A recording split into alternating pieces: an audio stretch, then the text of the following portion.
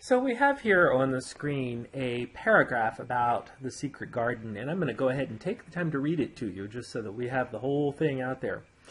The opening chapter of The Secret Garden unintentionally reveals the racist attitudes of the book's author, Frances Hodgson Burnett. We see an example of Mary's racism early in the first chapter.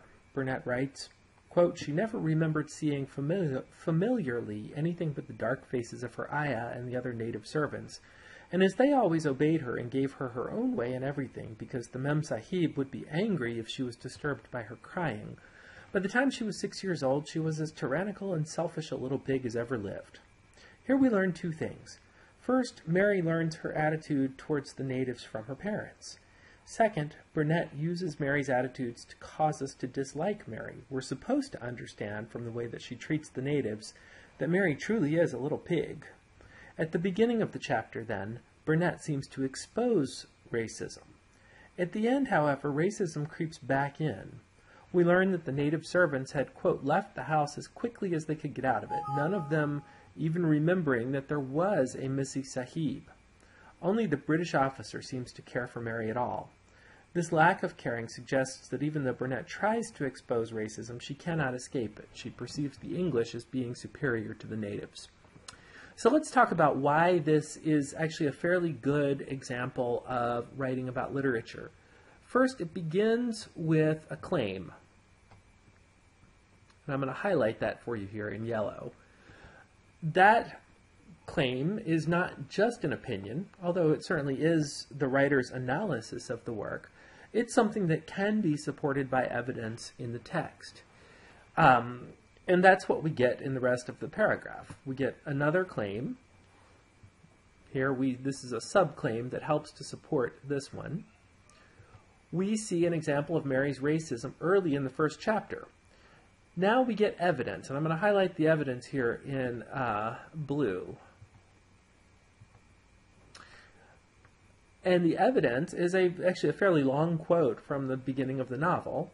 Following that, we get the writer's explanation of why that is important. So the writer has not just dumped this quote in there. Instead, the writer has given us the quote and then the explanation of why that quote matters.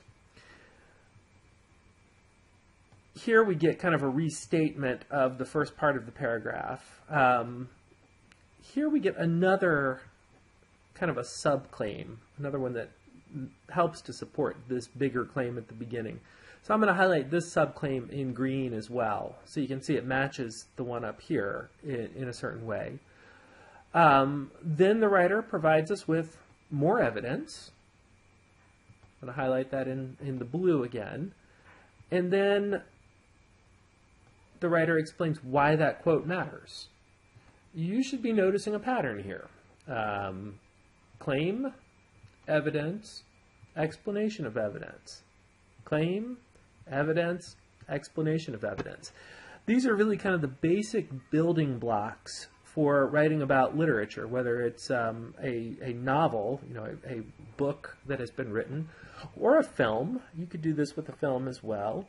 If you're writing about the visual arts, of course you can't give quotes, but you can describe pieces of it, and that may be the evidence that you give in that kind of writing. So I hope that helps to clarify a little bit about writing about literature. You'll have a lot of time to practice this semester, but this will get you started, and this kind of lays the building blocks for the assignment that you're going to do today. And I have no idea why that box keeps popping up, so I'm just going to close it and ask you to ignore it. We'll talk more about this in class.